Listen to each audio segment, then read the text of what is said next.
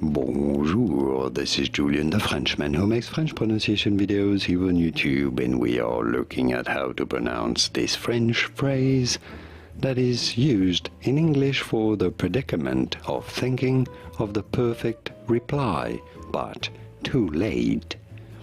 This literally translates to the spirit of the stairs or the staircase.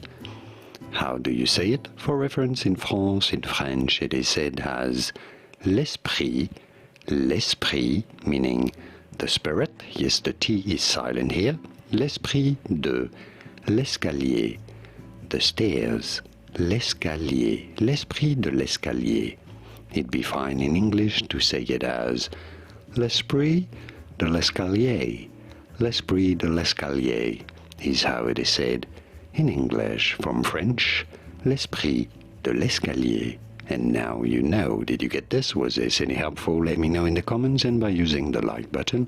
Thank you kindly for your support.